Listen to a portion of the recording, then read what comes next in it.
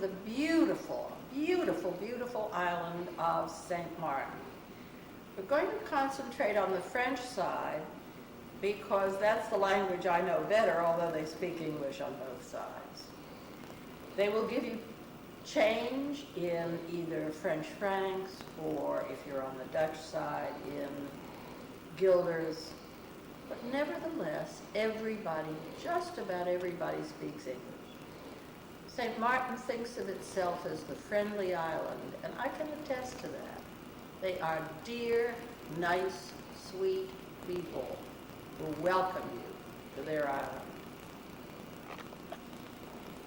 And the most exciting place on that island is La Semana, and particularly when it has its culinary week, when it invites its chefs from all the properties that are owned by the same people, the Rosewood properties, fine award-winning chefs from several places in the United States, England, and I guess other islands too, yeah, Little Dick's Bay. It's really a great experience. I'd like you to share it with me. We're in Marigot, which is the capital of the French side of this beautiful island of Saint-Martin. At least it's Saint-Martin when we're in the French side. It's Saint Martin on the Dutch side, and we'll go over to Phippsburg after a while. This is the harbor, all kinds of boats, motorboats and sailboats that come over from other islands with goods for the Saturday market, and we'll walk over to the Saturday market in just a minute. It is definitely French. You can even see, when you get up to the top, the fort with French flag and real cannons that seem to defend this part of the island. Standing here in the beginning of the market, you can see how colorful this is. This is Haitian art, came over from the island of Haiti, where there's right now a serious embargo, but it doesn't look like it here. The art is getting over to St. Martin anyway. The tourists will buy it.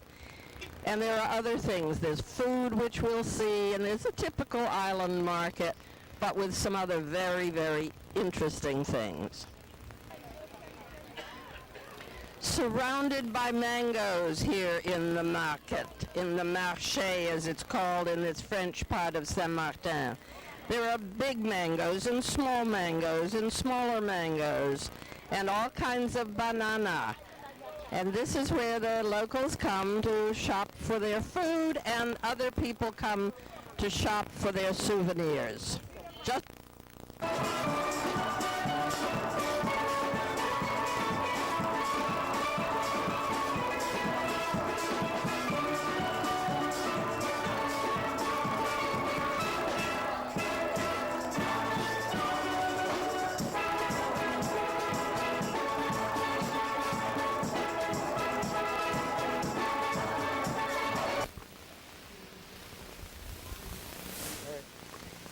This is the Hotel de Ville, or the City Hall, of Marigot on Saint-Martin.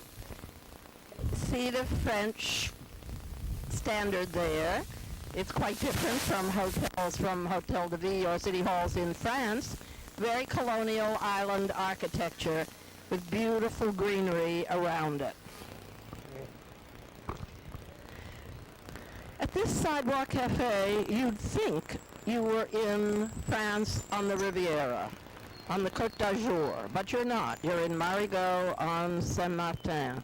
But the people are drinking French wine and eating beautiful salads, and the people are very chic, and there's wonderful shops. We'll walk along here in just a minute and see some of the shops where you'd absolutely think you were in France.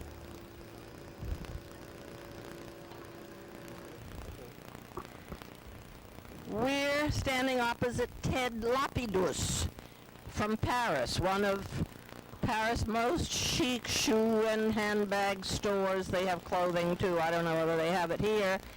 And a lovely little Creole hotel It's all very, very reminiscent of France, that's all I can say. The locals all speak French and English. In Port Royal, or the lagoon, as you can see, many, many beautiful pleasure boats here, not like the harbor where there are working boats. And we're going over to the Gingerbread Gallery, which has Haitian art, and there's everything from France and from Italy, just a beautiful island with a lot of free port prices.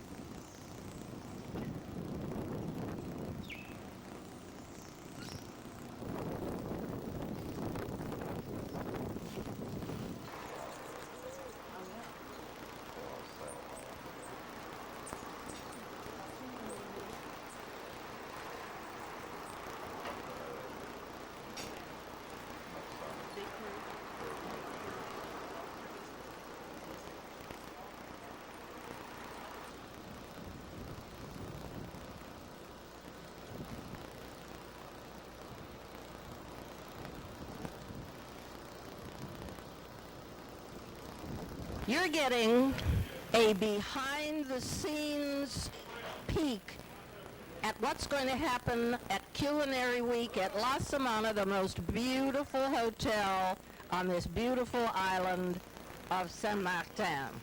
This hotel is simply gorgeous, and it is hosting a Culinary Week with chefs from all the Rosewood hotels. Now, Rosewood has really some very elegant hotels. I'd like you to meet Mark Eller, who is the chef de cuisine here at La Semana, and who's kind of the boss over the kitchen here, but there are other guys who are going to be boss for a night. I have some help actually for the whole week. I have a lot of chefs actually from all the chefs from the company coming to actually help me do the whole week. And every chef, here you have Jimmy's from the Crescent Court in Dallas, every chef is going to have a night, and one after one, plus cooking classes, plus tasting, etc., etc. And we're going to participate in a lot of it. Jim Mills just sent some wonderful hors d'oeuvres to my room, some lovely crescents with cheese in them, and some wonderful eggplant stuffed with different things, and wonderful olive oil, and little teeny bitty olives from Nice. How did you decide on those for hors d'oeuvre for tonight, Jim? Well, I looked around the kitchen and saw what excited me, and had some wonderful eggplants, and Mark always has great olives and olive oil, and seemed like a natural combination. I wanted to do something that was savory since it preceded the meal. I didn't want to do a sweet, and so that's what I chose. Well, we're going on and try the rest of it, but in the meantime, Mark, just give us a little hint about what we're going to have from here on in. So from tonight, Dean Fearing is going to start actually the week, and every night we will have a tasting menu from every chef. On the left side of the menu is going to be a small a la carte menu from La Semana, like this if somebody maybe wants to do something on the side, etc. Plus also to satisfy the regular guests that we have. And so every chef has selected a whole bunch of dishes, which are these specialties, his signature. And what we did here, tried to pretty much get all the food for them, organize everything, now cook part of it with them, and try to actually make the whole week smooth. It sounds like it's going to be absolutely delicious. Tonight is going to be Dean Fearing from the mansion on Turtle Creek in Dallas. Things for us in store. Oh, absolutely. Dean Fearing from the mansion on Turtle Creek. These chefs, by the way, are all award winners. I know that Dean has recently won, what is it, a Dirona or one of the other fancy... Well, it was the James Beard Foundation Chef of the Southwest Award last May 3rd, so I've been bathing in it. That's great. I was out of the country. I was in Mexico, so I couldn't be there then. Oh. But I write for the James Beard House. I'm sure that I do. I write for the magazine. Oh, great. So we'll take you with us when we go up for the tasting in just a few minutes. Okay. This is the manager. You've met the chefs of La Semana, which I said is the most beautiful hotel on this beautiful island of San Martin. Yeah, it sure is. Yeah. And tell us about yourself a little bit. About myself, well, my name is Ulrich Krauer. I'm born in Switzerland, but worked for Rosewood for a number of years, and they all felt that I need a little bit more tan, so they sent me down to the Caribbean to, get a little bit more color. And how long have you been here? I've been here 2.5 years since we took over the hotel. That's great. It's just wonderful. We'll be seeing more of this handsome gentleman as the week goes on. Okay. Well, you come all the way from Philadelphia to St. Martin to get some local color, and we got local color all right, folks from Wilmington. What do you think of that, guys? Helen and Bill O'Brien, who are here for culinary week to enjoy. Tell us why, you came. To eat. That's the best reason I can think of. And have a little bit of champagne as well. Definitely. Lovely seeing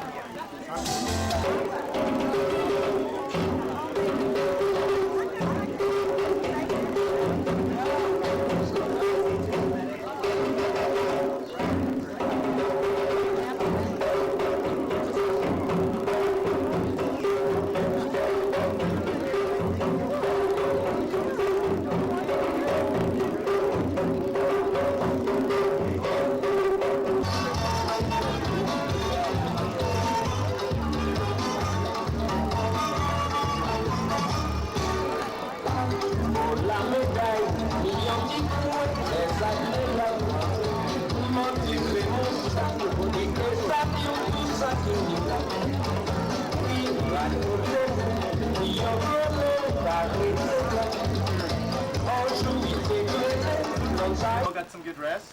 Yes. Okay. We just wanted to, not that we want to think dinner already, but we have a little chart out there where if you want you could sign up the name which table you like to have dinner tonight. If you'd like to sign up, just inside the bar. But I'd like to introduce to you Paul Gaylor, our executive chef from our Lanesborough Hotel in London. All yours. Thank you. Yeah. Good morning. Those who know the property, it's our newest hotel. It's been opened 3 years in January. The hotel we're very proud of. It's a £120 million facility. We're very proud of it. Bear with. What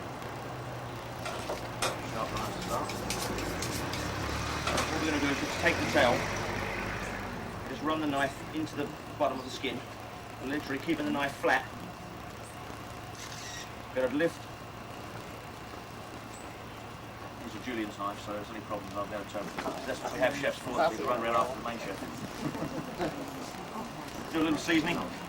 Very important to make sure you've always got salt and pepper at hand. Many a dish has been ruined by not putting seasoning. You get to the table, it looks fantastic. Taste it, no seasoning. Very important. Seasoning. And what we're going to do with the Asian flavours, we're going to add a little Chinese 5-spice. Beautiful. I actually worked in a Chinese and Indian restaurant, and I worked in Singapore for a month just to get involved in flavours, and I love working with different flavours. I'm just going to put stir fry. We've got some snow peas. Just going to take a little bit of cutting up this morning. If you want to ask any questions as we go along, please ask. You can't go wrong, because your knife comes down. Slippery mange too here, or snow pea.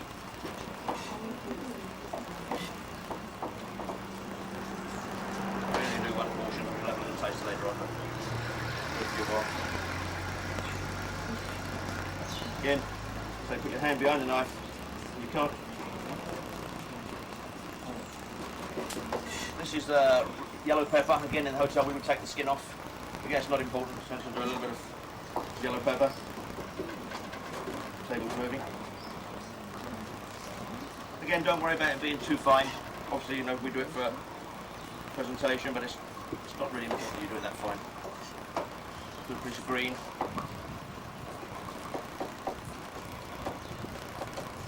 You all right? You can all hear me all right? Yes. First of all, I think it's hilarious because here we are in the French Antilles in the most beautiful paradise that is run by an American company with a Swiss general manager, a French executive chef, lots of nationalities working here, and yet this morning, so far, that if we think of British food, well, I'm not going to talk about that. I tell you what I'm going to talk about. I'm going to talk about trends as I see them. I'm going to throw the floor over to you at some point. I would love to have interaction from you. I'm going to go through what is a trend. I'm going to go through generalisms, and this is where I'm really putting myself on the cutting board, on the culinary cutting board, because you would say, Mary, how can you say that? What is your hunch at the moment then? What is your hunch for the future? Well, Mexican, of course, but not Tex-Mex. Yeah. Mole, as you talked about last night, is a flavor, a combination of flavors. People talk about it with that chocolate thing. Well, there are green moles that don't go near chocolate. And they're just combinations of different moles from different cities in Mexico, I think, have yet to be discovered. And I think there is achiote, which is giving a flavor to things very subtle that people aren't picking up on. And my personal one is I think we're going to see much more Indian influence, maybe not as we know it as, in quotes, curries that people turn their nose up at. Are we talking about Indian subcontinent Indian? It's Indian subcontinent. Okay, very interesting. So a hunch for Indian subcontinent. And Mexico. And Mexico. Robin, what is your hunch? Really going to see the next major influence in the United States. But we've been saying that now for many months, and it really hasn't happened. And it's surprising, and it all comes down in the end to how great the chef is, and how great the chef is willing to experiment and be adventurous with his cooking. I mean, we all love Just, yes, you need to do that. Butter them, put a little bit of sugar, and that's ready to pipe the mix in. Okay, so that's going to be the first steps. We're going to melt the butter, so about 250 grams. Okay, let's get everything before, so and that go a little bit faster. Okay? So you can butter them, and we're going to put the sugar on. To keep you busy, huh? Yes, yes. So Barbara worked with me today. She don't know before what we're going to do. It's a surprise for her. He said we're going to play. Well, You have to be ready. Put butter everywhere, because if you don't know it's your fault. it falls out. I mean, You see, it's like a chocolate sauce. It's pretty thick. It's very strong now. You cannot test that. It's very strong. It's a lot of cocoa inside, and it's not sugar. So the sugar, we're going to put it on the egg white to help the egg white, became separated. So butter everywhere. butter everywhere. Good. Look good. I'm going to put some on your glass. You see.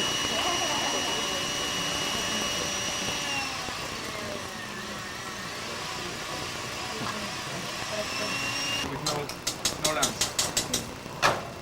Are you going to do dishes too? I don't do dishes. Okay. Pretty red. Yeah. Okay, can you pour that? I will. Okay, How faster. fast? Faster? Faster. Faster than you. Faster. Okay. So, you want to hold it? No, by here. Yeah. Beautiful. Yeah, like that. I'll show you. You're done fast.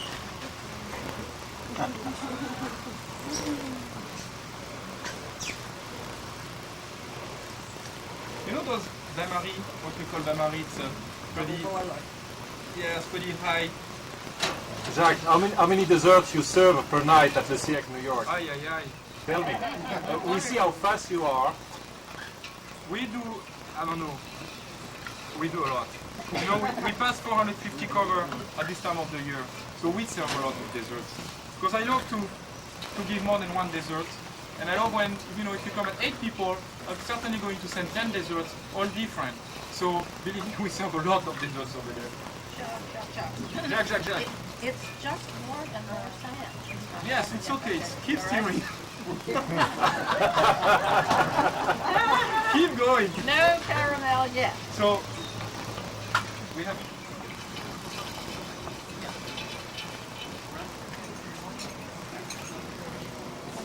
Not on the table.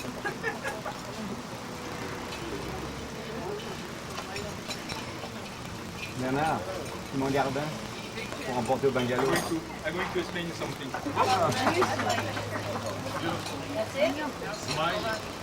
We are in the wine cellar at La Semana, and Lene, the wife of a chef extraordinaire, is here with us. We're going to tour and take a look at some of these 25,000 bottles that are in this cave. Philippe, come here.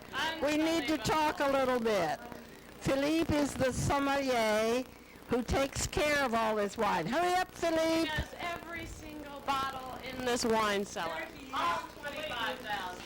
Well, oh, yeah, 25,000 plus we have, in Bordeaux we have 5,000 of 85, 86, 88, 89. I'm sorry, but I couldn't resist on this, You might say we're having some fun here at La Semana. There's Dean, the husband of Lene, the chef extraordinaire. I feel that the 76 Petrus is probably the best thing Philippe's ever pulled out of this wine cellar. And why doesn't he feed some to us?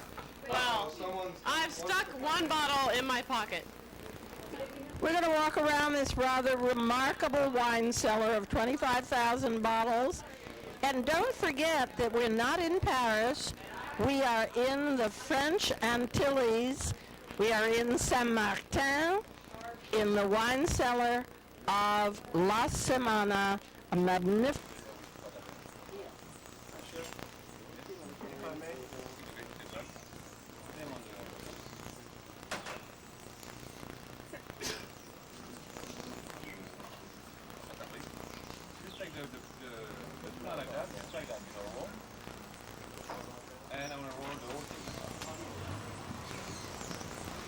Just like we call it in Mexican tortilla. Yeah. No? Yeah? Taco. That's a French taco.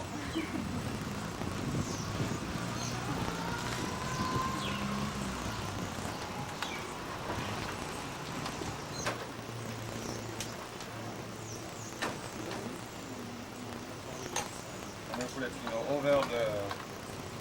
over the salad, like that, and on the plate.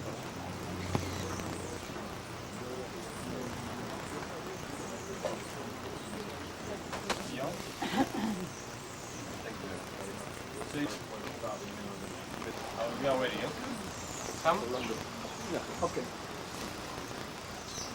We are ready. Okay. So this is the croustillant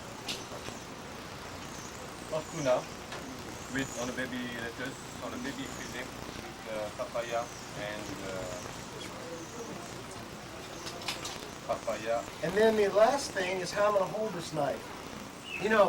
A lot of people hold this knife by the handle, and you might think, well, what the heck is it for? And I say, if you hold it by the handle, there's a good chance that this thing can move around in your hand. And once it starts to do that, you don't really know where it's going. And more than likely, it's going in your other hand. So what you want to do is use the thumb and the forefinger to grasp the blade like this. That's the grip for the knife. The other fingers basically just keep it against the heel of your hand. The pressure point to supply the force to cut is actually right here. You see that little callus that I'm wearing here? So that's really where you get the control of the knife. The knife won't turn in your hand, you know right where it is, so you can cut the onion. Now to dice the onion, it's basically 3 cuts. The first one is horizontal, vertical. Our other hand is kind of curved out of the way. Remember to keep that thumb in back of the fingers. And we're going to cut down. Now, notice that my blade is not sticking all the way through this thing. And that gives me one little advantage. And what is that? That it holds together. true is we recorded some documentation, some proof of existing vinegar around the 5th before the Christ. It was from the Greek civilization. Well, the maximum, well, it's a 2 bottle because you can, no, I would say 3 like that, 3 quarter of the bottle. Now, you have to make sure the wine is in perfect condition, which is mean not maderized, not oxidized, not broken. Well, it could be burnt. Then you have to add it.